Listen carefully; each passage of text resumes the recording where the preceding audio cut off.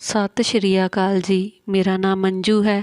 ਸਾਡਾ ਪਰਿਵਾਰ ਖਾਨਦਾਨੀ ਤੇ ਅਮੀਰ ਸੀ। ਮੈਂ 4 ਭਰਾਵਾਂ ਦੀ ਇਕਲੌਤੀ ਭੈਣ ਸੀ। ਸਾਡੇ ਛੋਟੇ ਹੁੰਦਿਆਂ ਹੀ ਮੰਮੀ ਪਾਪਾ ਦੀ ਮੌਤ ਹੋ ਗਈ ਸੀ ਤੇ ਮੈਨੂੰ ਮੇਰੇ ਭਰਾਵਾਂ ਨੇ ਬਹੁਤ ਲਾਡ ਪਿਆਰ ਨਾਲ ਪਾਲਿਆ ਸੀ। ਮੇਰੇ ਭਰਾਵਾਂ ਨੇ ਮੈਨੂੰ ਇੰਨੇ ਲਾਡ ਪਿਆਰ ਨਾਲ ਪਾਲਿਆ ਸੀ ਕਿ ਮੈਨੂੰ ਕਦੀ ਵੀ ਆਪਣੇ ਮੰਮੀ ਪਾਪਾ ਦੀ ਕਮੀ ਮਹਿਸੂਸ ਨਹੀਂ ਹੋਣ ਦਿੱਤੀ ਸੀ। ਮੈਂ ਜਿਸ ਚੀਜ਼ ਦੀ ਮੰਗ ਕਰਦੀ ਉਹ ਮੈਨੂੰ ਮੇਰੇ ਮੰਗਣ ਤੋਂ ਪਹਿਲਾਂ ਹੀ ਲਿਆ ਕੇ ਦਿੰਦੇ ਸੀ। ਮੈਂ ਦੇਖਣ ਵਿੱਚ ਬਹੁਤ ਮਾਸੂਮ ਤੇ ਭੋਲੀ ਭਾਲੀ ਸੀ। ਮੇਰਾ ਵੱਡਾ ਭਰਾ ਪਿੰਡ ਦਾ ਸਰਪੰਚ ਸੀ ਤੇ ਮੇਰੇ 2 ਭਰਾ ਵਿਦੇਸ਼ ਵਿੱਚ ਪੜ੍ਹਨ ਲਈ ਗਏ ਹੋਏ ਸਨ। ਮੈਂ ਵੀ ਪਿੰਡ ਦੇ ਹੀ ਸਕੂਲ ਵਿੱਚ ਹੀ ਪੜ੍ਹਾਈ ਕਰਦੀ ਸੀ, ਪਰ ਮੈਨੂੰ ਜ਼ਿਆਦਾ ਪੜ੍ਹਨ ਲਿਖਣ ਦਾ ਸ਼ੌਂਕ ਨਹੀਂ ਸੀ ਤੇ ਮੇਰਾ ਇੱਕ ਭਰਾ ਸਾਡੇ ਪਿੰਡ ਵਿੱਚ ਹੀ ਡਾਕਟਰ ਸੀ। ਮੇਰੀ ਜ਼ਿੰਦਗੀ ਬਹੁਤ ਵਧੀਆ ਲੰਘ ਰਹੀ ਸੀ।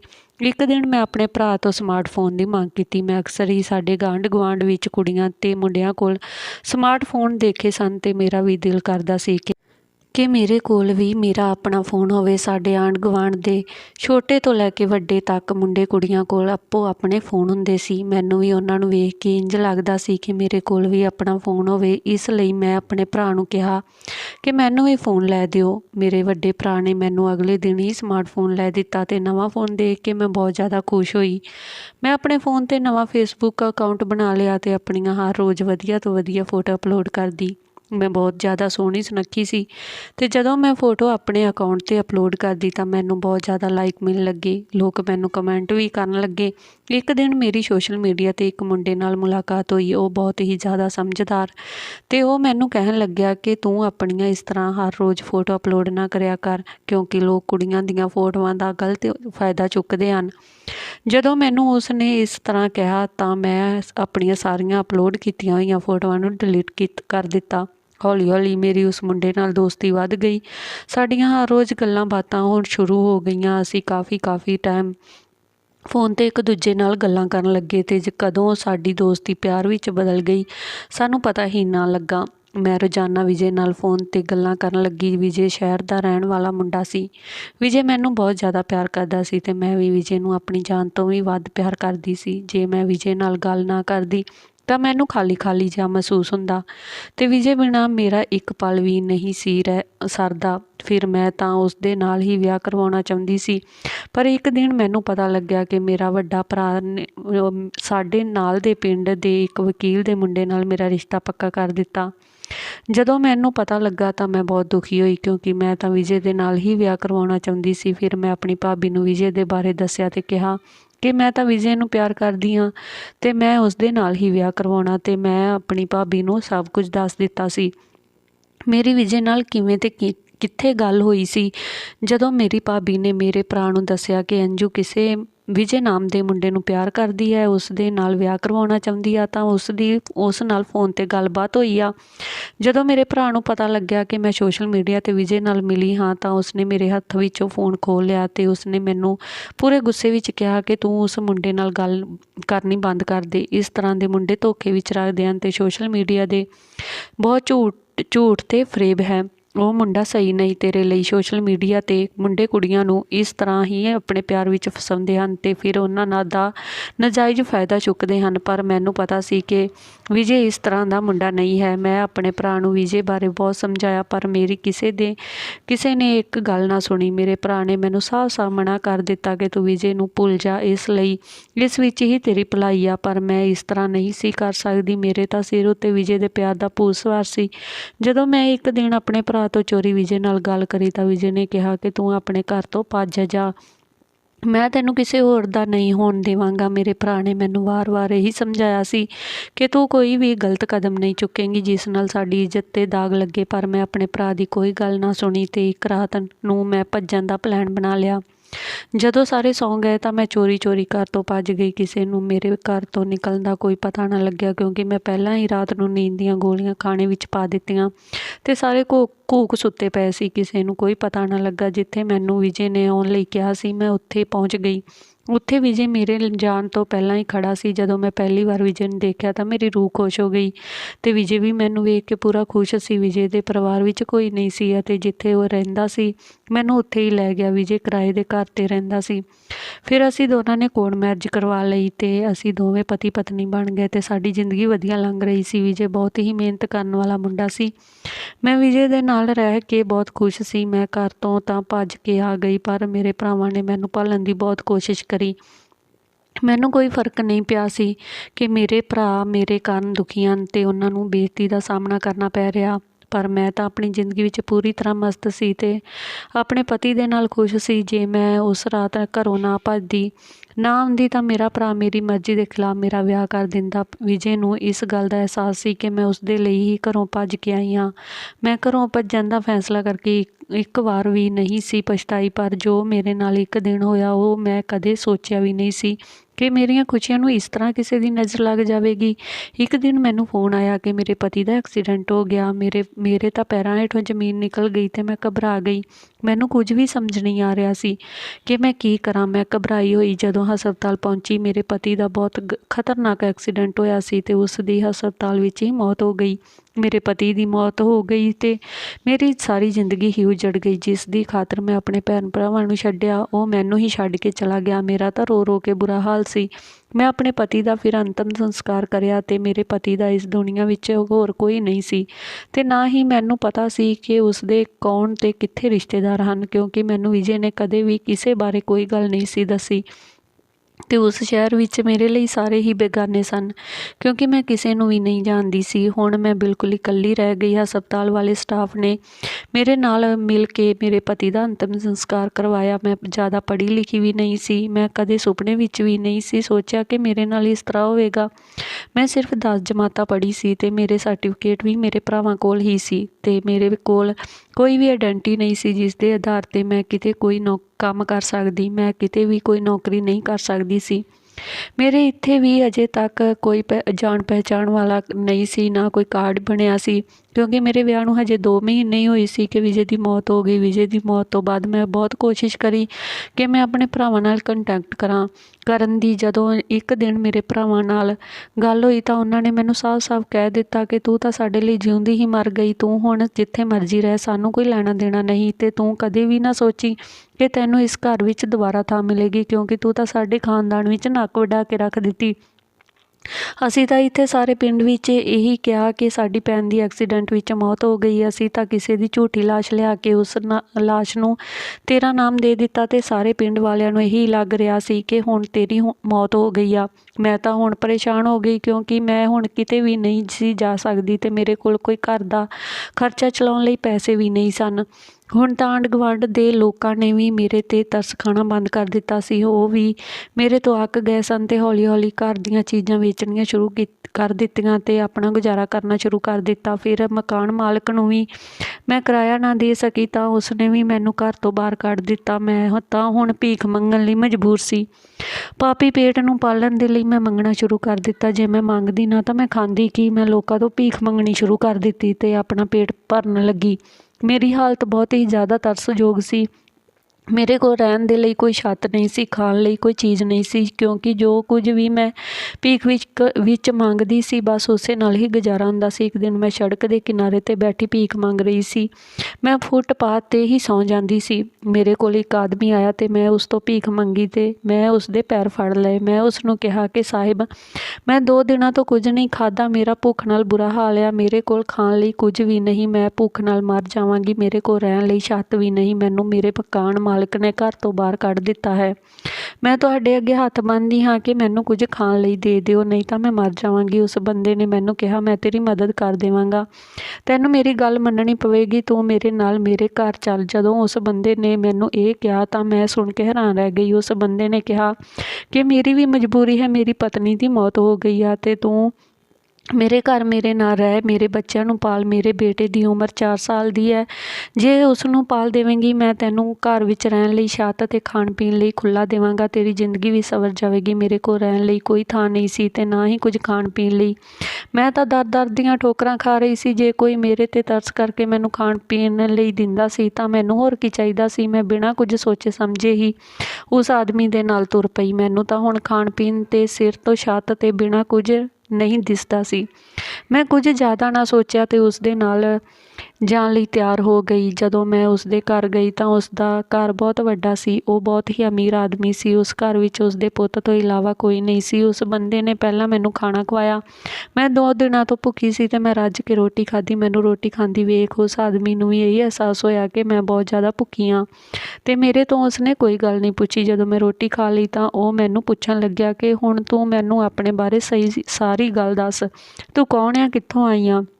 ਜਦੋਂ ਮੇਰੇ ਤੋਂ ਇਹ ਗੱਲ ਪੁੱਛੀ ਤਾਂ ਮੇਰੇ ਸਾਹਮਣੇ ਮੇਰਾ ਬੀਤਿਆ ਹੋਇਆ ਟਾਈਮ ਅੱਖਾਂ ਮੂਹਰੇ ਆ ਗਿਆ। ਮੈਂ ਸੋਚਣ ਲੱਗੀ ਕਿ ਮੈਂ ਆਪਣੀ ਕਹਾਣੀ ਇਸਨੂੰ ਕਿਵੇਂ ਦੱਸਾਂ ਤੇ ਮੈਨੂੰ ਉਹ ਕਹਿਣ ਲੱਗਿਆ ਕਿ ਜੇ ਤੂੰ ਮੈਨੂੰ ਸੱਚ ਆਪਣੇ ਬਾਰੇ ਦੱਸ ਦੇਵੇਂਗੀ ਤਾਂ ਮੈਂ ਤੇਰੇ ਰਹਿਣ ਦਾ ਬੰਦੋਬਸਤ ਕਰ ਦੇਵਾਂਗਾ ਤੇ ਤੂੰ ਇਸ ਘਰ ਵਿੱਚ ਆਰਾਮ ਨਾਲ ਰਹਿ ਸਕੇਂਗੀ। ਇਸ ਘਰ ਵਿੱਚ ਤੈਨੂੰ ਕਿਸੇ ਤਰ੍ਹਾਂ ਦੀ ਕੋਈ ਪਰੇਸ਼ਾਨੀ ਨਹੀਂ ਹੋਵੇਗੀ। ਸਾਡੇ ਘਰ ਵਿੱਚ ਮੈਂ ਤੇ ਮੇਰਾ ਪੁੱਤ ਹੀ ਰਹਿੰਦੇ ਹਾਂ। ਇੱਥੇ ਹੋਰ ਕੋਈ ਨਹੀਂ ਰਹਿੰਦਾ ਤੇ ਕੰਮ ਕਰਨ ਲਈ ਘਰ ਦੇ ਵਿੱਚ ਨੌਕਰ ਲੱਗੇ ਹੋਏ ਹਨ। ਫਿਰ ਮੈਂ ਉਸਨੂੰ ਆਪਣੀ ਸਾਰੀ ਕਹਾਣੀ ਦੱਸਣੀ ਸ਼ੁਰੂ ਕਰ ਦਿੱਤੀ। ਮੈਂ ਉਸਨੂੰ ਕਿਹਾ ਕਿ ਮੇਰਾ ਨਾਮ, ਜੋ ਤੁਸੀਂ ਮੇਰੇ ਬਾਰੇ ਪਿੱਛੇ ਸੁਣਿਆ, ਉਹ ਸਭ ਕੁਝ ਉਸਨੂੰ ਦੱਸ ਦਿੱਤਾ। ਉਹ ਮੇਰੀ ਕਹਾਣੀ ਸੁਣ ਕੇ ਹੈਰਾਨ ਰਹਿ ਗਿਆ ਤੇ ਉਸਨੇ ਕਿਹਾ, ਤੂੰ ਮੇਰੀ ਭੈਣਾਂ ਵਰਗੀ ਆ, ਤੂੰ ਮੇਰੇ ਘਰ ਵਿੱਚ ਆਰਾਮ ਨਾਲ ਰਹਿ ਸਕਦੀ ਆ, ਪਰ ਤੈਨੂੰ ਇਸ ਦੇ ਬਦਲੇ ਵਿੱਚ ਮੇਰੇ ਪੁੱਤ ਦੀ ਚੰਗੀ ਤਰ੍ਹਾਂ ਦੇਖਭਾਲ ਕਰਨੀ ਪਵੇਗੀ। ਮੈਂ ਤੈਨੂੰ ਖੁਸ਼ ਕਰ ਦੇਵਾਂਗਾ। ਮੇਰੀ ਪਤਨੀ ਦੀ ਮੌਤ ਹੋ ਗਈ ਹੈ, ਇਸ ਕਰਕੇ ਮੇਰੇ ਪੁੱਤ ਨੂੰ ਮਾਂ ਦੀ ਲੋੜ ਆ। ਮੈਨੂੰ ਵੀ ਇਸ ਤਰ੍ਹਾਂ ਦੀ ਔਰਤ ਦੀ ਲੋੜ ਆ ਜਿਹੜੀ ਮੇਰੇ ਪੁੱਤ ਨੂੰ ਮਾਂ ਦੀ ਤਰ੍ਹਾਂ ਪਾਲ ਸਕੇ। ਫਿਰ ਮੈਨੂੰ ਉਸਨੇ ਆਪਣੇ ਬੇਟੇ ਨਾਲ ਮਿਲਾਇਆ ਤੇ ਆਪਣੇ ਬੇਟੇ ਨੂੰ ਮੇਰੇ ਕੋਲ ਲੈ ਆਏ ਤੇ ਕਹਿਣ ਲੱਗੇ ਕਿ ਇਹ ਮੇਰਾ ਬੇਟਾ ਹੈ, ਇਸ ਦਾ ਨਾਮ ਅੰਸ਼ ਆ। ਇਸ ਦੇ ਜਨਮ ਵੇਲੇ ਹੀ ਇਸ ਦੀ ਮਾਂ ਦੀ ਮੌਤ ਹੋ ਗਈ ਸੀ। ਮੈਂ ਉਸ ਆਦਮੀ ਦੇ ਬੇਟੇ ਨੂੰ ਗੋਦ ਵਿੱਚ ਲਿਆ ਤੇ ਉਸਨੂੰ ਪਿਆਰ ਕਰਨ ਲੱਗੀ ਤੇ ਉਸਨੂੰ ਕਹਿਣ ਲੱਗੀ, ਜੇ ਅੱਜ ਮੇਰਾ ਪੁੱਤ ਹੁੰਦਾ ਤਾਂ ਉਹ ਵੀ ਇਸ ਤਰ੍ਹਾਂ ਦਾ ਹੀ ਹੁੰਦਾ। ਵਿਆਹ ਦੇ 1 ਮਹੀਨੇ ਬਾਅਦ ਮੈਂ ਵੀ ਪ੍ਰੈਗਨੈਂਟ ਹੋ ਗਈ ਸੀ, ਪਰ ਮੇਰਾ ਮਿਕਸ ਕੈਰੇਜ ਹੋ ਗਿਆ। ਇਸ ਕਰਕੇ ਮੈਂ ਵੀ ਆਪਣੇ ਬੱਚੇ ਨੂੰ ਖੋ ਦਿੱਤਾ ਤੇ ਮੈਂ ਉਸ ਦਿਨ ਉਸ ਆਦਮੀ ਨੂੰ ਪੂਰੀ ਤਸੱਲੀ ਦਵਾਈ ਕਿ ਮੈਂ ਤੁਹਾਡੇ ਬੇਟੇ ਦੀ ਦੇਖਭਾਲ ਚੰਗੀ ਤਰ੍ਹਾਂ ਕਰਾਂਗੀ। ਮੈਂ ਜਦੋਂ ਅੰਸ਼ ਨਾਲ ਰਹਿੰਦੀ ਸੀ ਤਾਂ ਮੈਨੂੰ ਬਹੁਤ ਖੁਸ਼ੀ ਮਹਿਸੂਸ ਹੁੰਦੀ ਸੀ। ਮੇਰੀ ਜ਼ਿੰਮੇਵਾਰੀ ਇੰਨੀ ਸੀ ਕਿ ਮੈਂ ਅੰਸ਼ ਦਾ ਸਾਰਾ ਦਿਨ ਖਿਆਲ ਰੱਖਣਾ ਹੁੰਦਾ ਸੀ। ਟਾਈਮ ਦੇ ਨਾਲ ਨਾਲ ਉਸਨੂੰ ਰੋਟੀ ਖਵਾਉਣੀ ਤੇ ਟਾਈਮ ਦੇ ਨਾਲ ਹੀ ਉਸਨੂੰ ਸਵਾਉਣਾ, ਟਾਈਮ ਨਾਲ ਉਸਨੂੰ ਨਵਾਉਣਾ ਹੁੰਦਾ। ਬਾਕੀ ਘਰ ਦੇ ਹਰ ਕੰਮ ਨੌਕਰ ਕਰਦੇ ਸੀ। ਇੱਕ ਦਿਨ ਮੈਂ ਸਵੇਰੇ ਉੱਠੀ ਤਾਂ ਅੰਸ਼ ਆਪਣੇ ਬੈੱਡ ਤੋਂ ਗਾਇਬ ਸੀ। ਜਦੋਂ ਮੈਂ ਉੱਠ ਕੇ ਬਾਹਰ ਆਈ ਤਾਂ ਮੈਂ ਉਸ ਆਦਮੀ ਨੂੰ ਕਿਹਾ, ਸਾਹਿਬ, ਅੰਸ਼ ਆਪਣੇ ਬੈੱਡ 'ਤੇ ਨਹੀਂ, ਉਹ ਕਿੱਥੇ ਗਿਆ? ਤਾਂ ਉਸ ਆਦਮੀ ਨੇ ਕਿਹਾ ਕਿ ਅੰਸ਼ ਬਾਹਰ ਗਿਆ ਹੋਇਆ, ਸ਼ਾਮ ਤੱਕ ਵਾਪਸ ਆਪੇ ਆ ਜਾਵੇਗਾ। ਮੈਂ ਉਸਨੂੰ ਫਿਰ ਪੁੱਛਿਆ ਕਿ ਸ਼ਾਮ ਤੱਕ ਆਵੇਗਾ, ਆਖਿਰ ਉਹ ਕਿੱਥੇ ਗਿਆ? ਪਰ ਉਸਨੇ ਮੇਰੀ ਗੱਲ ਦਾ ਕੋਈ ਜਵਾਬ ਨਾ ਦਿੱਤਾ। ਉਹਨਾਂ 'ਤੇ ਮੈਂ ਜ਼ਿਆਦਾ ਜ਼ੋਰ ਪਾ ਕੇ ਵੀ ਨਹੀਂ ਪੁੱਛ ਸਕਦੀ ਸੀ ਕਿਉਂਕਿ ਉਹ ਇਸ ਘਰ ਦੇ ਮਾਲਕ ਸਨ। ਫਿਰ ਇਹ ਹਰ ਰੋਜ਼ ਦੀ ਕਹਾਣੀ ਬਣ ਗਈ। ਅੰਸ਼ ਹਰ ਰੋਜ਼ ਸੁਬਾਹ ਨੂੰ ਆਪਣੇ ਬੈੱਡ 'ਤੇ ਨਹੀਂ ਹੁੰਦਾ ਸੀ ਤੇ ਸ਼ਾਮ ਨੂੰ ਘਰ ਆ ਜਾਂਦਾ ਸੀ, ਪਰ ਮੇਰੇ ਦਿਲ ਵਿੱਚ ਇਹ ਗੱਲ ਰਹਿੰਦੀ ਕਿ ਆਖਿਰ ਅੰਸ਼ ਦਿਨ ਦੇ ਟਾਈਮ ਕਿੱਥੇ ਜਾਂਦਾ। ਮੈਂ ਆਪਣੇ ਸਾਹਿਬ ਤੋਂ ਅੰਸ਼ ਬਾਰੇ ਜ਼ਿਆਦਾ ਨਹੀਂ ਪੁੱਛ ਸਕਦੀ ਸੀ ਕਿਉਂਕਿ ਮੈਨੂੰ ਡਰ ਲੱਗਦਾ ਸੀ ਕਿ ਕਿਤੇ ਉਹ ਮੈਨੂੰ ਘਰ ਤੋਂ ਨਾ ਕੱਢ ਦੇਣ। ਮੈਂ ਤਾਂ ਰਾਤ ਨੂੰ ਅੰਸ਼ ਨੂੰ ਸਵਾ ਦਿੰਦੀ ਸੀ। ਸੁਬਾਹ ਅੰਸ਼ ਬੈੱਡ 'ਤੇ ਨਹੀਂ ਹੁੰਦਾ ਸੀ, ਪਰ ਮੈਨੂੰ ਇਸ ਗੱਲ ਦੀ ਪਰੇਸ਼ਾਨੀ ਸੀ ਕਿ ਮੈਂ ਇੱਕ ਦਿਨ ਫਿਰ ਆਪਣੇ ਮਾਲਕ ਨੂੰ ਪੁੱਛਿਆ ਕਿ ਅੰਸ਼ ਕਿੱਥੇ ਜਾਂਦਾ, ਤਾਂ ਉਹ ਕਹਿਣ ਲੱਗੇ ਕਿ ਤੂੰ ਇਸ ਗੱਲ ਤੋਂ ਕੀ ਲੈਣਾ ਕਿ ਅੰਸ਼ ਕਿੱਥੇ ਜਾਂਦਾ ਆ। ਤੇਰਾ ਕੰਮ ਸਿਰਫ ਬੱਚੇ ਦੀ ਸੰਭਾਲ ਕਰਨਾ। ਜਿਹੜਾ ਕੰਮ ਤੈਨੂੰ ਕਰਨ ਲਈ ਕਿਹਾ ਤੂੰ ਸਿਰਫ ਓਨਾ ਹੀ ਕਰਿਆ ਕਰ। ਫਿਰ ਮੈਂ ਉਹਨਾਂ ਤੋਂ ਕਦੇ ਵੀ ਨਾ ਪੁੱਛਿਆ ਅੰਸ਼ ਕਿੱਥੇ ਜਾਂਦਾ। ਇੱਕ ਰਾਤ ਨੂੰ ਜਦੋਂ ਮੈਂ ਅੰਸ਼ ਦੇ ਨਾਲ ਸੁੱਤੀ ਸੀ ਤਾਂ ਅੱਧੀ ਰਾਤ ਨੂੰ ਮੇਰੀ ਅੱਖ ਖੁੱਲ੍ਹੀ। ਜਦੋਂ ਮੈਂ ਵੇਖਿਆ ਤਾਂ ਅੰਸ਼ ਆਪਣੇ ਬੈੱਡ 'ਤੇ ਹੀ ਪਿਆ ਸੀ, ਪਰ ਮੈਂ ਉਸ ਤੋਂ ਬਾਅਦ ਸੌਂ ਨਾ ਸਕੀ ਕਿਉਂਕਿ ਮੇਰੇ ਦਿਮਾਗ ਵਿੱਚ ਗੱਲ ਆਈ ਕਿ ਹੁਣ ਅੰਸ਼ ਪਤਾ ਨਹੀਂ ਕਿੱਥੇ ਚਲਾ ਜਾਵੇਗਾ ਤੇ ਕੌਣ ਉਸ ਨੂੰ ਲੈ ਕੇ ਜਾਂਦਾ। ਮੈਂ ਆਪਣੇ ਮਨ ਵਿੱਚ ਸੋਚ ਲਿਆ ਸੀ ਕਿ ਮੈਂ ਹੁਣ ਨਹੀਂ ਸੌਵਾਂਗੀ, ਪਰ ਮੇਰੀ ਅਚਾਨਕ ਹੀ ਰਾਤ ਨੂੰ ਅੱਖ ਲੱਗ ਗਈ। ਮੈਨੂੰ ਪਤਾ ਹੀ ਨਾ ਲੱਗਿਆ ਕਿ ਕਦੋਂ ਮੈਨੂੰ ਨੀਂਦ ਆ ਗਈ। ਜਦੋਂ ਮੈਂ ਸਵੇਰੇ ਉੱਠ ਕੇ ਦੇਖਿਆ ਤਾਂ ਰੋਜ਼ ਦੀ ਤਰ੍ਹਾਂ ਅੰਸ਼ ਬੈੱਡ 'ਤੇ ਨਹੀਂ ਸੀ। ਜਦੋਂ ਮੈਂ ਬਾਹਰ ਆ ਕੇ ਵੇਖਿਆ ਤਾਂ ਬਾਹਰ ਸਾਹਿਬ ਬੈਠੇ ਹੋਏ ਸੀ। ਮੈਂ ਨੰਗੇ ਪੈਰ ਹੀ ਬਾਹਰ ਆਈ ਸੀ। ਸਾਹਿਬ ਨੂੰ ਮੇਰੇ ਆਉਣ ਦਾ ਕੋਈ ਪਤਾ ਨਹੀਂ ਸੀ ਲੱਗਿਆ, ਆਪਣਾ ਫੋਨ ਚਲਾਉਣ 'ਚ ਬਿਜੀ ਸੀ। ਮੈਂ ਤਾਂ ਉਹਨਾਂ ਦਾ ਹੁਲੀਆ ਵੇਖ ਕੇ ਡਰ ਗਈ ਕਿਉਂਕਿ ਉਹਨਾਂ ਨੇ ਪੁਲਿਸ ਦੀ ਵਰਦੀ ਪਾਈ ਹੋਈ ਸੀ। ਮੈਂ ਵਾਪਸ ਆਪਣੇ ਕਮਰੇ ਵਿੱਚ ਆ ਗਈ। ਇਸ ਤੋਂ ਪਹਿਲਾਂ ਮੈਂ ਕਦੇ ਨਹੀਂ ਸੋਚਿਆ ਸੀ ਕਿ ਸਾਹਿਬ ਕੀ ਕੰਮ ਕਰਦੇ ਹਨ।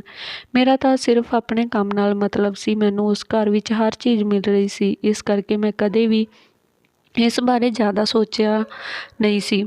ਫਿਰ ਜਦੋਂ ਮੈਂ ਉੱਥੇ ਕੰਮ ਕਰਨ ਵਾਲੀਆਂ ਨੌਕਰਾਣੀਆਂ ਤੋਂ ਸਾਹਿਬ ਦੇ ਬਾਰੇ ਪੁੱਛਿਆ ਕਿ ਆਖਿਰ ਸਾਹਿਬ ਕੀ ਕੰਮ ਕਰਦੇ ਹਨ, ਤਾਂ ਮੈਨੂੰ ਇੱਕ ਨੌਕਰਾਣੀ ਨੇ ਦੱਸਿਆ ਕਿ ਸਾਹਿਬ ਪੁਲਿਸ ਇੰਸਪੈਕਟਰ ਹਨ। ਇਹ ਸੁਣ ਕੇ ਮੈਂ ਹੈਰਾਨ ਰਹਿ ਗਈ ਤੇ ਮੈਂ ਡਰ ਗਈ ਕਿ ਮੈਂ ਇੱਕ ਪੁਲਿਸ ਵਾਲੇ ਦੇ ਘਰ ਵਿੱਚ ਰਹਿ ਰਹੀ ਹਾਂ। ਫਿਰ ਮੈਂ ਸੋਚਿਆ ਕਿ ਸ਼ਾਇਦ ਉਹਨਾਂ ਨੇ ਇਸੇ ਕਰਕੇ ਹੀ ਮੇਰੀ ਮਦਦ ਕਰੀ ਹੋਵੇਗੀ, ਪਰ ਮੈਂ ਇਹ ਸਭ ਕੁਝ ਜਾਣਦੀ ਹੋਈ ਵੀ ਅਣਜਾਣ ਬਣ ਗਈ ਤੇ ਕਦੇ ਵੀ ਮੈਂ ਸਾਹਿਬ ਤੋਂ ਇਸ ਬਾਰੇ ਕੋਈ ਗੱਲ ਨਾ ਪੁੱਛੀ। ਇੱਕ ਦਿਨ ਮੈਂ ਕਮਰਾ ਸਾਫ਼ ਕਰ ਰਹੀ ਸੀ ਤਾਂ ਸਾਹਿਬ ਦੇ ਕਮਰੇ ਵਿੱਚ ਇੱਕ ਫਾਈਲ ਪਈ ਸੀ। ਜਦੋਂ ਮੈਂ ਟੇਬਲ ਸਾਫ਼ ਕਰਨ ਲੱਗੀ ਤਾਂ ਉਹ ਫਾਈਲ ਥੱਲੇ ਡਿੱਗ ਪਈ। ਜਦੋਂ ਫਾਈਲ ਤੇ ਵਿੱਚੋਂ ਕੁਝ ਕਾਗਜ਼ ਦੇ ਨਾਲ ਕੁਝ ਫੋਟੋਆਂ ਡਿੱਗੀਆਂ ਤਾਂ ਮੈਂ ਉਹ ਫੋਟੋ ਵੇਖ ਕੇ ਹੈਰਾਨ ਰਹਿ ਗਈ। ਮੇਰਾ ਤਾਂ ਫੋਟੋ ਵੇਖ ਕੇ ਦਿਲ ਕੰਬਣ ਲੱਗ ਗਿਆ। ਜਦੋਂ ਮੈਂ ਉਹ ਫੋਟੋ ਵੇਖੀ ਤਾਂ ਉਹ ਫੋਟੋ ਕਿਸੇ ਹੋਰ ਦੀ ਨਹੀਂ ਬਲਕਿ ਮੇਰੇ ਪਤੀ ਵਿਜੇ ਦੀ ਸੀ। ਵਿਜੇ ਦੀ ਫੋਟੋ ਦੇਖ ਕੇ ਮੈਂ ਤਾਂ ਹੈਰਾਨ ਰਹਿ ਗਈ। ਮੈਂ ਸੋਚਿਆ ਕਿ ਮੇਰੇ ਪਤੀ ਦੀ ਫੋਟੋ ਇੱਥੇ ਕੀ ਕਰ ਰਹੀ ਆ। ਜੇ ਸਾਹਿਬ ਨੂੰ ਇਹ ਪਤਾ ਲੱਗ ਗਿਆ ਕਿ ਮੈਂ ਫੋਟੋ ਦੇਖ ਲਈ ਜਾਂ ਇਹ ਪਤਾ ਲੱਗ ਗਿਆ ਕਿ ਜਿਹੜੀ ਇਹ ਫੋਟੋ ਵਿੱਚ ਉਹ ਆਦਮੀ ਆ ਉਹ ਮੇਰਾ ਪਤੀ ਆ ਤਾਂ ਉਹ ਮੈਨੂੰ ਨਹੀਂ ਛੱਡਣਗੇ। ਮੈਂ ਜਲਦੀ ਡਰ ਦੇ ਮਾਰੇ ਸਾਰੇ ਹੀ ਫਾਈਲ ਵਿੱਚ ਕਾਗਜ਼ ਅਤੇ ਫੋਟੋ ਉਸੇ ਤਰ੍ਹਾਂ ਹੀ ਪਾ ਦਿੱਤੇ ਤੇ ਫਾਈਲ ਨੂੰ ਇਸੇ ਤਰ੍ਹਾਂ ਮੇਜ਼ 'ਤੇ ਰੱਖ ਦਿੱਤਾ। ਮੈਨੂੰ ਤਾਂ ਹੁਣ ਸਾਹਿਬ ਤੋਂ ਡਰ ਲੱਗਣ ਲੱਗਿਆ ਸੀ। ਮੈਨੂੰ ਇਹ ਸੋਚ ਕੇ ਡਰ ਲੱਗ ਰਿਹਾ ਸੀ ਇਹ ਕਿਤੇ ਮੇਰੇ ਭਰਾਵਾਂ ਨੇ ਵਿਜੇ ਨੂੰ ਲੱਭਣ ਲਈ ਵਿਜੇ ਦੀ ਫੋਟੋ ਇਸ ਇੰਸਪੈਕਟਰ ਨੂੰ ਤਾਂ ਨਾ ਦਿੱਤੀ ਹੋਵੇ ਤੇ ਮੇਰੇ ਪਤੀ ਦੇ ਖਿਲਾਫ ਰਿਪੋਰਟ ਲਿਖਾਈ ਹੋਵੇ। ਫਿਰ ਮੈਂ ਸੋਚਿਆ ਕਿ ਮੇਰੇ ਭਰਾਵਾਂ ਨੇ ਤਾਂ ਵਿਜੇ ਨੂੰ ਦੇਖਿਆ ਵੀ ਨਹੀਂ ਆ। ਪਰ ਮੇਰੇ ਕੁਝ ਵੀ ਸਮਝ ਵਿੱਚ ਨਹੀਂ ਆ ਰਿਹਾ ਸੀ। ਮੇਰੇ ਮਨ ਵਿੱਚ ਤਾਂ ਤਰ੍ਹਾਂ ਦੇ ਸਵਾਲ ਚੱਲ ਰਹੇ ਸੀ। ਉਸ ਪੁਲਿਸ ਇੰਸਪੈਕਟਰ ਤੋਂ ਤਾਂ ਮੇਰੀ ਪੁੱਛਣ ਦੀ ਕੋਈ ਹਿੰਮਤ ਹੀ ਨਹੀਂ ਸੀ। ਮੈਨੂੰ ਇਸ ਘਰ ਵਿੱਚ ਰਹਿੰਦੀ ਨੂੰ 4 ਮਹੀਨੇ ਹੋ ਗਏ। ਅੰਸ਼ ਮੈਨੂੰ ਮੰਮੀ ਕਹਿਣ ਲੱਗ ਪਿਆ ਸੀ ਪਰ ਮੈਂ ਬਹੁਤ ਵਾਰ ਅੰਸ਼ ਨੂੰ ਮਨਾ ਕੀਤਾ ਕਿ ਤੂੰ ਮੈਨੂੰ ਮੰਮੀ ਨਾ ਕਿਹਾ ਕਰ। ਸਾਹਿਬ ਨੂੰ ਵੀ ਇਸ ਗੱਲ 'ਤੇ ਕੋਈ ਇਤਰਾਜ਼ ਨਹੀਂ ਸੀ। ਉਹ ਮੈਨੂੰ ਮੰਮੀ ਕਹਿੰਦਾ ਪਰ ਜੋ ਕੁਝ ਵੀ ਉਸ ਘਰ ਵਿੱਚ ਹੋ ਰਿਹਾ ਸੀ ਮੇਰੀ ਸਮਝ ਤੋਂ ਸਭ ਕੁਝ ਬਾਹਰ ਸੀ। ਆਖਰ ਅੰਸ਼ ਰਾਤ ਨੂੰ ਮੇਰੇ ਨਾਲ ਸੌਂਦਾ ਸੀ ਤੇ ਸੁਬਾਹ ਗਾਇਬ ਹੁੰਦਾ ਸੀ। ਉਹ ਮੇਰੇ ਪਤੀ ਦੀ ਫੋਟੋ ਇਹ ਸਭ ਕੁਝ ਮੇਰੇ ਲਈ ਇੱਕ ਸਵਾਲ ਬਣ ਗਿਆ ਸੀ। ਇੱਕ ਮੇਰੇ ਕੋਲ ਮੋਬਾਈਲ ਫੋਨ ਸੀ ਜੋ ਮੈਨੂੰ ਉਸ ਪੁਲਿਸ ਇੰਸਪੈਕਟਰ ਨੇ ਹੀ ਦਿੱਤਾ ਸੀ ਤੇ ਕਿਹਾ ਸੀ ਕਿ ਜਦੋਂ ਮੈਂ ਘਰ ਤੋਂ ਬਾਹਰ ਹੋਵਾਂ ਜਾਂ ਤੈਨੂੰ ਕਿਸੇ ਚੀਜ਼ ਦੀ ਲੋੜ ਹੋਵੇ ਤਾਂ ਕੋਈ ਕੰਮ ਹੋਵੇ ਤਾਂ ਮੈਨੂੰ ਉਸੇ ਟਾਈਮ ਫੋਨ ਕਰਿਆ ਕਰੀਂ। ਇੱਕ ਦਿਨ ਉਸ ਫੋਨ 'ਤੇ ਕਿਸੇ ਹੋਰ ਨੰਬਰ ਤੋਂ ਫੋਨ ਆਇਆ। ਮੈਂ ਕੰਮ ਕਰਨ ਵਿੱਚ ਬਿਜੀ ਸੀ ਤੇ ਮੈਂ ਫੋਨ ਨਾ ਚੁੱਕ ਸਕੀ। ਮੇਰਾ ਫੋਨ ਅੰਦਰ ਕਮਰੇ ਵਿੱਚ ਪਿਆ ਸੀ। ਜਦੋਂ ਮੈਂ ਕਮਰੇ ਵਿੱਚ ਆਈ ਤਾਂ ਮੈਂ ਆਪਣਾ ਫੋਨ ਵੇਖਿਆ। ਉਸ ਵਿੱਚ ਕਿਸੇ ਅਣਜਾਣ ਨੰਬਰ ਤੋਂ ਕਾਲ ਆਈ ਹੋਈ ਸੀ। ਮੈਂ ਜ਼ਿਆਦਾ ਧਿਆਨ ਨਾ ਦਿੱਤਾ ਤੇ ਨਾ ਹੀ ਉਸ ਨੰਬਰ 'ਤੇ ਦੁਬਾਰਾ ਫੋਨ ਲਾਇਆ। ਫਿਰ ਥੋੜ੍ਹੇ ਟਾਈਮ ਬਾਅਦ ਹੀ ਉਸੇ ਨੰਬਰ ਤੋਂ ਫਿਰ ਤੋਂ ਮੈਸੇਜ ਆਇਆ ਤੇ ਮੈਸੇਜ ਵਿੱਚ ਮੇਰਾ ਨਾਮ ਲਿਖਿਆ ਹੋਇਆ ਸੀ ਕਿ ਅੰਜੂ ਕਿਵੇਂ ਆ। ਮੈਨੂੰ ਬਹੁਤ ਹੈਰਾਨੀ ਹੋਈ ਕਿ ਮੇਰਾ ਨਾਮ ਹੋਰ ਕੌਣ ਜਾਣ ਸਕਦਾ ਹੈ ਤੇ ਆਖਰ ਕੌਣ ਹੈ ਜੋ ਮੇਰਾ ਨਾਮ ਲੈ ਕੇ ਮੈਨੂੰ ਮੈਸੇਜ ਕਰ ਰਿਹਾ। ਮੈਨੂੰ ਲੱਗਿਆ ਕਿ ਸ਼ਾਇਦ ਇੱਥੇ ਦੀ ਕੋਈ ਨੌਕਰਾਣੀ ਹੋਵੇਗੀ ਤੇ ਜਿਹੜੀ ਮੈਨੂੰ ਮਜ਼ਾਕ ਕਰ ਰਹੀ ਆ ਤੇ ਮੈਨੂੰ ਡਰਾ ਰਹੀ ਆ। ਪਰ ਮੈਂ ਉਸ ਮੈਸੇਜ ਨੂੰ ਅਣਗੌਲਿਆ ਕਰ ਦਿੱਤਾ। ਫਿਰ ਅਗਲੀ ਰਾਤ ਮੈਨੂੰ ਮੈਸੇਜ ਆਇਆ ਤਾਂ ਮੈਸੇਜ ਦੇ ਵਿੱਚ ਮੇਰੇ ਤੋਂ ਤਰ੍ਹਾਂ ਦੀਆਂ ਗੱਲਾਂ ਪੁੱਛੀਆਂ ਜਾਂਦੀਆਂ। ਕਦੇ ਮੇਰੀ ਪਿਛਲੀ ਜ਼ਿੰਦਗੀ ਬਾਰੇ ਗੱਲ ਲਿਖੀ ਹੁੰਦੀ ਤੇ ਕਦੇ ਮੇਰੇ ਭਰਾਵਾਂ ਦੇ ਬਾਰੇ ਵਿੱਚ ਮੈਸੇਜ ਲਿਖਿਆ ਹੁੰਦਾ ਤੇ ਕਦੇ ਮੇਰੇ ਪਤੀ ਦਾ ਨਾਮ ਲਿਖਿਆ ਹੁੰਦਾ। ਕੋਈ ਅਜਿਹਾ ਇਨਸਾਨ ਸੀ ਜੋ ਮੇਰੀ ਪਿਛਲੀ ਜ਼ਿੰਦਗੀ ਨੂੰ ਚੰਗੀ ਤਰ੍ਹਾਂ ਜਾਣਦਾ ਸੀ। ਮੇਰੇ ਬਾਰੇ ਉਸਨੂੰ ਸਾਰੀ ਗੱਲ ਦਾ ਪਤਾ ਸੀ। ਮੈਨੂੰ ਤਾਂ ਡਰ ਲੱਗਣ ਲੱਗਿਆ ਕਿ ਆਖਿਰ ਇਹ ਮੈਸੇਜ ਕਰਨ ਵਾਲਾ ਕੌਣ ਹੈ ਤੇ ਇਹ ਮੇਰੇ ਹੀ ਪਿੱਛੇ ਕਿਉਂ ਪਿਆ ਸੀ। ਮੈਂ ਇਹ ਗੱਲ ਕਿਸੇ ਨੂੰ ਨਹੀਂ ਦੱਸ ਸਕਦੀ ਸੀ। ਉਹ ਮੈਨੂੰ ਹਰ ਮੈਸੇਜ ਵਿੱਚ ਇਹੀ ਲਿਖ ਕੇ ਭੇਜਦਾ ਸੀ ਕਿ ਤੂੰ ਮੈਨੂੰ ਆਪਣਾ ਦੋਸਤ ਬਣ ਸਕਦੀ ਹੈ। ਮੈਨੂੰ ਇਹ ਕਹਿੰਦਾ ਸੀ ਕਿ ਜੇਕਰ ਤੈਨੂੰ ਕਦੇ ਕੋਈ ਪਰੇਸ਼ਾਨੀ ਹੋਈ ਤਾਂ ਤੂੰ ਮੈਨੂੰ ਮੈਸੇਜ ਕਰਕੇ ਦੱਸ ਦੇਵੀਂ, ਮੈਂ ਤੇਰੀਆਂ ਸਾਰੀਆਂ ਪਰੇਸ਼ਾਨੀਆਂ ਖਤਮ ਕਰ ਦੇਵਾਂਗਾ। ਮੈਂ ਤਾਂ ਡਰ ਗਈ ਤੇ ਮੈਂ ਉਸ ਨੰਬਰ ਨੂੰ ਬਲੌਕ ਕਰ ਦਿੱਤਾ। ਫਿਰ ਮੈਨੂੰ ਹੋਰ ਨਵੇਂ ਨੰਬਰਾਂ ਤੋਂ ਮੈਸੇਜ ਆਉਣ ਲੱਗੇ। ਮੈਨੂੰ ਜਿੰਨੇ ਵੀ ਨੰਬਰਾਂ ਤੋਂ ਮੈਸੇਜ ਆਉਂਦਾ ਮੈਂ ਸਾਰੇ ਨੰਬਰ ਬਲੌਕ ਕਰ ਦਿੰਦੀ। ਉਹ ਹਰ ਵਾਰ ਮੇਰੇ ਨਾਲ ਨਵੇਂ ਨੰਬਰ ਤੋਂ ਹੀ ਗੱਲ ਕਰਦਾ। ਉਹ ਮੇਰੇ ਨਾਲ ਅਜਿਹੀਆਂ ਗੱਲਾਂ ਕਰਦਾ ਕਿ ਮੈਂ ਪਰੇਸ਼ਾਨ ਹੋ ਜਾਂਦੀ। ਫਿਰ ਮੈਨੂੰ ਇੱਕ ਦਿਨ ਸ਼ੱਕ ਹੋਇਆ ਕਿ ਕਿਤੇ ਇਹ ਪੁਲਿਸ ਇੰਸਪੈਕਟਰ ਤਾਂ ਨਹੀਂ ਜਿਹੜਾ ਮੈਨੂੰ ਇਸ ਤਰ੍ਹਾਂ ਪਰੇਸ਼ਾਨ ਕਰ ਰਿਹਾ, ਕਿਉਂਕਿ ਉਹ ਇੰਸਪੈਕਟਰ ਤੋਂ ਬਿਨਾਂ ਮੇਰੀ ਪਿਛਲੀ ਜ਼ਿੰਦਗੀ ਬਾਰੇ ਕੋਈ ਨਹੀਂ ਜਾਣਦਾ ਸੀ। ਹੁਣ ਉਸ ਇੰਸਪੈਕਟਰ 'ਤੇ ਸ਼ੱਕ ਹੋਣ ਲੱਗਿਆ। ਉਸ ਮੈਸੇਜ ਵਿੱਚ ਮੇਰੇ ਤੋਂ ਕਦੇ ਕੋਈ ਡਿਮਾਂਡ ਨਹੀਂ ਰੱਖੀ ਸੀ ਤੇ ਨਾ ਹੀ ਮੈਨੂੰ ਕਦੇ ਜ਼ਿਆਦਾ ਤੰਗ ਪਰੇਸ਼ਾਨ ਕੀਤਾ ਜਾਂਦਾ ਸੀ। ਬਸ ਉਹ ਤਾਂ ਸਿਰਫ ਇਹੀ ਕਹਿੰਦੇ ਸੀ ਕਿ ਤੂੰ ਮੇਰੇ ਨਾਲ ਗੱਲ ਕਰਦੀ ਰਿਹਾ ਕਰ। ਤਕਰੀਬਨ 1 ਮਹੀਨਾ ਹੋ ਗਿਆ ਮੈਨੂੰ ਕਿ ਇਸੇ ਤਰ੍ਹਾਂ ਮੈਸੇਜ ਆ ਰਹੇ ਸੀ ਪਰ ਉਸ ਬੰਦੇ ਨੇ ਮੈਨੂੰ ਕਦੇ ਵੀ ਬਲੈਕਮੇਲ ਨਹੀਂ ਕੀਤਾ ਸੀ। ਹੁਣ ਮੈਨੂੰ ਉਸ 'ਤੇ ਵਿਸ਼ਵਾਸ ਹੋ ਗਿਆ ਸੀ ਕਿ ਇਹ ਮੇਰਾ ਬੁਰਾ ਨਹੀਂ ਕਰੇਗਾ। ਮੈਂ ਕਦੇ ਵੀ ਆਪਣੀ ਪਰੇਸ਼ਾਨੀ ਉਸਦੇ ਨਾਲ ਨਾ ਸ਼ੇਅਰ ਕੀਤੀ ਪਰ ਮੈਂ ਡਰਦੀ ਉਸਦੇ ਨਾਲ ਗੱਲ ਕਰਦੀ ਰਹਿੰਦੀ। ਉਹ ਮੈਨੂੰ ਮੈਸੇਜ ਦੇ ਵਿੱਚ ਇੱਧਰ ਉੱਧਰ ਦੀਆਂ ਗੱਲਾਂ ਹੀ ਪੁੱਛਦਾ।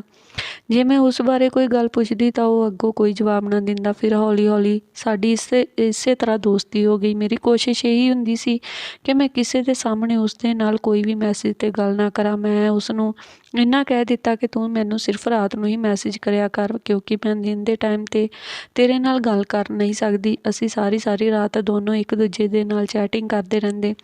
ਇਸ ਤਰ੍ਹਾਂ ਸਵੇਰੇ ਮੇਰੀ ਜਲਦੀ ਨੀਂਦ ਨਹੀਂ ਖੁੱਲ੍ਹਦੀ ਸੀ। ਜਦੋਂ ਮੈਂ ਸੁਬਾਹ ਉੱਠਦੀ ਤਾਂ ਅੰਸ਼ ਵੀ ਬੈੱਡ 'ਤੇ ਨਹੀਂ ਹੁੰਦਾ।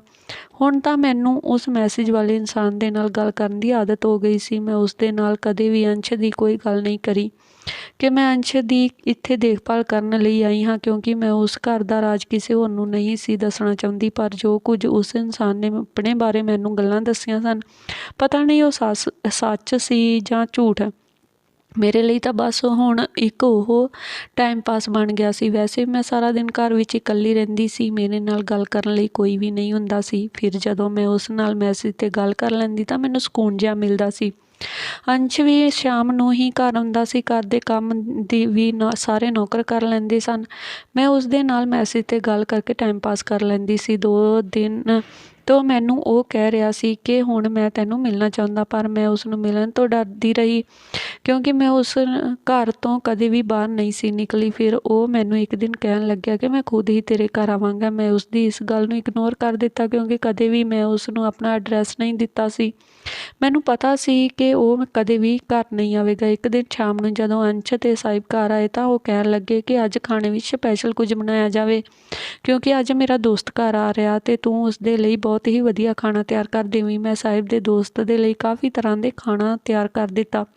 3 ਘੰਟਿਆਂ ਤੋਂ ਬਾਅਦ ਜਦੋਂ ਬਾਹਰ ਕਿਸੇ ਦੇ ਬੋਲਣ ਦੀ ਆਵਾਜ਼ ਆਈ ਤਾਂ ਮੈਂ ਸੋਚਿਆ ਕਿ ਸ਼ਾਇਦ ਮਹਿਮਾਨ ਆ ਗਏ ਹਨ, ਪਰ ਮੈਂ ਰਸੋਈ ਵਿੱਚ ਆਪਣੇ ਕੰਮ ਵਿੱਚ ਬਿਜੀ ਸੀ। ਜਦੋਂ ਮੈਂ ਰਸੋਈ ਵਿੱਚੋਂ ਬਾਹਰ ਆਈ ਤਾਂ ਥੱਲੇ ਹਾਲ ਵਿੱਚ ਬੈਠੇ ਉਸ ਆਦਮੀ ਨੂੰ ਦੇਖ ਕੇ ਮੈਂ ਹੱਕੀ ਬੱਕੀ ਰਹਿ ਗਈ, ਕਿਉਂਕਿ ਉਹ ਕੋਈ ਹੋਰ ਨਹੀਂ ਸਗੋਂ ਉਹ ਮੇਰਾ ਪਤੀ ਵਿਜੇ ਹੀ ਸੀ, ਜਿਸ ਦਾ ਮੈਂ ਆਪਣੇ ਹੱਥੀਂ ਸੰਸਕਾਰ ਕਰਿਆ ਸੀ। ਮੈਨੂੰ ਤਾਂ ਆਪਣੀਆਂ ਅੱਖਾਂ 'ਤੇ ਯਕੀਨ ਹੀ ਨਹੀਂ ਆ ਰਿਹਾ ਸੀ। ਮੈਂ ਵਿਜੇ ਨੂੰ ਦੇਖ ਰਹੀ ਸੀ। ਵਿਜੇ ਵੀ ਮੈਨੂੰ ਦੇਖ ਕੇ ਰੋਣ ਲੱਗ ਪਿਆ। ਵਿਜੇ ਮੇਰਾ ਹੱਥ ਫੜ ਕੇ ਮੈਨੂੰ ਕਹਿਣ ਲੱਗਿਆ ਕਿ ਅੰਜੂ, ਮੈਂ ਤੇਰਾ ਵਿਜੇ ਹਾਂ, ਮੈਂ ਮਰਿਆ ਨਹੀਂ, ਮੈਂ ਜਿਉਂਦਾ ਹਾਂ। ਜਦੋਂ ਵਿਜੇ ਨੇ ਇਸ ਤਰ੍ਹਾਂ ਕਿਹਾ ਤਾਂ ਮੇਰੀਆਂ ਅੱਖਾਂ ਵਿੱਚੋਂ ਹੰਝੂ ਰੁਕਣ ਦਾ ਨਾਮ ਨਹੀਂ ਸੀ ਲੈ ਰਹੇ। ਮੈਂ ਹੱਥ ਲਗਾ ਕੇ ਉਸ ਨੂੰ ਦੇਖ ਰਹੀ ਸੀ ਕਿ ਕਿਤੇ ਇਹ ਮੇਰਾ ਸੁਪਨਾ ਤਾਂ ਨਹੀਂ। ਫਿਰ ਜਦੋਂ ਮੈਨੂੰ ਯਕੀਨ ਹੋਇਆ ਕਿ ਇਹ ਸੱਚਮੁੱਚ ਹੀ ਮੇਰਾ ਪਤੀ ਵਿਜੇ ਆ ਤਾਂ ਮੈਂ ਉਸਦੇ ਗਲ ਲੱਗ ਕੇ ਉੱਚੀ ਉੱਚੀ ਰੋਣ ਲੱਗੀ। ਮੈਂ ਕਹਿਣ ਲੱਗੀ ਕਿ ਤੁਸੀਂ ਮੈਨੂੰ ਛੱਡ ਕੇ ਕਿੱਥੇ ਚਲੇ ਗਏ ਸੀ? ਤੁਹਾਨੂੰ ਪਤਾ ਹੈ ਕਿ ਮੇਰਾ ਤੁਹਾਡੇ ਤੋਂ ਬਿਨਾਂ ਇਸ ਦੁਨੀਆ ਵਿੱਚ ਕੋਈ ਨਹੀਂ। ਫਿਰ ਵਿਜੇ ਨੇ ਮੈਨੂੰ ਦੱਸਿਆ ਕਿ ਤੇਰੇ ਭਰਾਵਾਂ ਨੂੰ ਮੇਰੇ ਬਾਰੇ ਪਤਾ ਲੱਗ ਗਿਆ ਸੀ ਅਤੇ ਉਹ ਮੈਨੂੰ ਧਮਕੀਆਂ ਦੇ ਰਹੇ ਸੀ ਕਿ ਤੂੰ ਮੇਰੀ ਭੈਣ ਦਾ ਪਿੱਛਾ ਛੱਡਦੇ ਨਹੀਂ ਤਾਂ ਅਸੀਂ ਤੈਨੂੰ ਜਾਨੋਂ ਮਾਰ ਦੇਵਾਂਗੇ। ਫਿਰ ਇੱਕ ਦਿਨ ਮੈਂ ਆਪਣੇ ਦੋਸਤ ਪੁਲਿਸ ਇੰਸਪੈਕਟਰ ਨਾਲ ਇਹ ਗੱਲ ਕਰੀ ਤਾਂ ਉਹਨਾਂ ਨੇ ਕਿਹਾ ਕਿ ਇਸ ਦਾ ਹੱਲ ਵੀ ਮੇਰੇ ਕੋਲ ਹੀ ਹੈ। ਉਹਨਾਂ ਨੇ ਕਿਹਾ ਕਿ ਤੇਰੀ ਮੌਤ ਦਾ ਨਾਟਕ ਕਰਨਾ ਪਵੇਗਾ। ਫਿਰ ਉਹਨਾਂ ਨੇ ਕਿਸੇ ਹੋਰ ਦੀ ਡੈੱਡ ਬੋਡੀ ਨੂੰ ਮੇਰੀ ਡੈੱਡ ਬੋਡੀ ਦਾ ਨਾਮ ਦੇ ਦਿੱਤਾ ਅਤੇ ਮੈਨੂੰ ਮਰਿਆ ਸਾਬਤ ਕਰ ਦਿੱਤਾ, ਕਿਉਂਕਿ ਇਸ ਪੁਲਿਸ ਇੰਸਪੈਕਟਰ ਕੋਲ ਹੀ ਉਹਨਾਂ ਨੇ ਮੇਰੇ ਖਿਲਾਫ ਰਿਪੋਰਟ ਦਰਜ ਕਰਵਾ ਦਿੱਤੀ ਸੀ ਕਿ ਮੈਂ ਨਸ਼ੇ ਵੇਚਣ ਦਾ ਕੰਮ ਕਰਦਾ ਹਾਂ। ਫਿਰ ਮੇਰੇ ਦੋਸਤ ਨੇ ਚਾਲ ਚੱਲੀ ਅਤੇ ਕਿਸੇ ਹੋਰ ਐਕਸੀਡੈਂਟ ਨੂੰ ਮੇਰੀ ਮੌਤ ਸਾਬਤ ਕਰ ਦਿੱਤਾ। ਮੈਂ ਤੇਰੀਆਂ ਅਤੇ ਤੇਰੇ ਭਰਾਵਾਂ ਦੀਆਂ ਨਜ਼ਰਾਂ ਵਿੱਚ ਮਾਰ ਚੁੱਕਿਆ ਸੀ। ਉੱਧਰ ਤੇਰੇ ਭਰਾਵਾਂ ਨੇ ਵੀ ਪਿੰਡ ਵਿੱਚ ਤੇਰੀ ਨਕਲੀ ਮੌਤ ਕਰਵਾ ਕੇ ਤੈਨੂੰ ਮਰੀ ਹੋਈ ਸਾਬਤ ਕਰ ਦਿੱਤਾ ਸੀ, ਕਿਉਂਕਿ ਉਹ ਨਹੀਂ ਚਾਹੁੰਦੇ ਸੀ ਕਿ ਲੋਕ ਪਿੰਡ ਵਿੱਚ ਉਸ ਦੀ ਬਦਨਾਮੀ ਕਰਨ ਕਿ ਸਰਪੰਚ ਦੀ ਭੈਣ ਨੇ ਭੱਜ ਕੇ ਕਿਸੇ ਨਾਲ ਵਿਆਹ ਕਰਵਾ ਲਿਆ। ਫਿਰ ਵਿਜੇ ਨੇ ਇਹ ਵੀ ਦੱਸਿਆ ਕਿ ਮੈਂ ਹੀ ਤੇਰੇ ਨਾਲ ਫੋਨ 'ਤੇ ਗੱਲ ਕਰਦਾ ਸੀ। ਮੈਂ ਹੀ ਆਪਣੇ ਦੋਸਤ ਨੂੰ ਕਿਹਾ ਸੀ ਕਿ ਮੇਰੇ ਜਾਣ ਤੋਂ ਬਾਅਦ ਮੇਰੀ ਪਤਨੀ ਦਾ ਖਿਆਲ ਤੂੰ ਹੀ ਰੱਖੇਂਗਾ। ਇਹ ਸਭ ਕੁਝ ਇੱਕ ਰਾਜ ਹੀ ਰਿਹਾ। ਤੇਰੇ ਘਰ ਵਾਲਿਆਂ ਨੂੰ ਵੀ ਨਹੀਂ ਸੀ ਪਤਾ ਕਿ ਤੂੰ ਕਿੱਥੇ ਆ। ਹੁਣ ਮੇਰੇ ਦੋਸਤ ਨੇ ਆਪਣਾ ਕੈਨੇਡਾ ਦਾ ਵੀਜ਼ਾ ਲਗਵਾ ਦਿੱਤਾ ਅਤੇ ਆਪਾਂ ਹੁਣ ਦੋਨੋਂ ਬਾਹਰ ਚਲੇ ਜਾਵਾਂਗੇ। ਮੈਂ ਇਹ ਸਭ ਗੱਲਾਂ ਸੁਣ ਕੇ ਹੈਰਾਨ ਸੀ ਕਿ ਤੁਹਾਨੂੰ ਮੈਨੂੰ ਝੂਠ ਬੋਲਣ ਦੀ ਕੀ ਲੋੜ ਸੀ? ਵਿਜੇ ਨੇ ਕਿਹਾ ਕਿ ਤੈਨੂੰ ਇਸ ਕਰਕੇ ਝੂਠ ਬੋਲਿਆ ਕਿਉਂਕਿ ਜੇ ਤੇਰੇ ਭਰਾ ਤੇਰੇ ਕੋਲ ਆ ਜਾਂਦੇ ਤਾਂ ਤੂੰ ਉਹਨਾਂ ਨੂੰ ਸੱਚ ਦੱਸ ਦਿੰਦੀ, ਕਿਉਂਕਿ ਕੋਈ ਵੀ ਔਰਤ ਹੋਵੇ ਉਸ ਦਾ ਦਿਲ ਮਾੜਾ ਹੀ ਹੁੰਦਾ। ਉਹ ਥੋੜ੍ਹੇ ਜਿਹੇ ਡਰਾਵੇ ਨਾਲ ਹੀ ਸਭ ਕੁਝ ਉਗਲ ਦਿੰਦੀ ਆ। ਇਸ ਕਰਕੇ ਤੇਰੇ ਤੋਂ ਮੈਂ ਲੁਕੋ ਰੱਖਿਆ। ਮੈਨੂੰ ਮਾਫ਼ ਕਰ ਦੇ। ਮੇਰੇ ਕਰਕੇ ਤੂੰ ਬਹੁਤ ਕਠਿਨਾਈਆਂ ਵਿੱਚੋਂ ਲੰਘੀ ਆ, ਪਰ ਹੁਣ ਮੈਂ ਤੈਨੂੰ ਇੱਕ ਵਧੀਆ ਜ਼ਿੰਦਗੀ ਦੇਵਾਂਗਾ। ਮੈਂ ਆਪਣੇ ਪਤੀ ਨੂੰ ਕਿਹਾ ਕਿ ਅੰਸ਼ ਦਾ ਕੀ ਹੋਵੇਗਾ? ਉਸ ਨੂੰ ਕੌਣ ਸਾਂਭੇਗਾ? ਮੈਂ ਇਸ ਨੂੰ ਕਿਵੇਂ ਛੱਡਾਂ? ਤਾਂ ਉਸ ਨੇ ਕਿਹਾ ਕਿ ਇਸ ਨੂੰ ਹੋਸਟਲ ਵਿੱਚ ਪੜ੍ਹਨ ਲਈ ਪਾ ਦਿੱਤਾ, ਤਾਂ ਹੀ ਇਹ ਸਵੇਰੇ ਚਲਿਆ ਜਾਂਦਾ ਅਤੇ ਸ਼ਾਮ ਨੂੰ ਵਾਪਸ ਆਉਂਦਾ ਸੀ, ਤਾਂ ਕਿ ਇਸ ਦੀ ਉੱਥੇ ਰਹਿਣ ਦੀ ਆਦਤ ਬਣ ਜਾਵੇ। ਹੁਣ ਆਪਾਂ ਦੋਨੋਂ ਵਿਦੇਸ਼ ਚਲੇ ਜਾਵਾਂਗੇ। ਅਗਲੇ 2-3 ਦਿਨਾਂ ਬਾਅਦ ਹੀ ਅਸੀਂ ਕੈਨੇਡਾ ਚਲੇ ਗਏ ਅਤੇ ਹੁਣ ਬਹੁਤ ਵਧੀਆ ਜ਼ਿੰਦਗੀ ਬਤੀਤ ਕਰ ਰਹੇ ਹਾਂ। ਧੰਨਵਾਦ ਜੀ। ਇਹ ਸੀ ਅੱਜ ਦੀ ਆਪਣੀ ਕਹਾਣੀ। ਜੇਕਰ ਕਹਾਣੀ ਵਧੀਆ ਲੱਗੀ ਹੋਵੇ ਤਾਂ ਲਾਈਕ, ਕਮੈਂਟ, ਸ਼ੇਅਰ ਜ਼ਰੂਰ ਕਰਨਾ ਅਤੇ ਚੈਨਲ ਨੂੰ ਸਬਸਕ੍ਰਾਈਬ ਜ਼ਰੂਰ ਕਰ ਦੇਣਾ ਜੀ।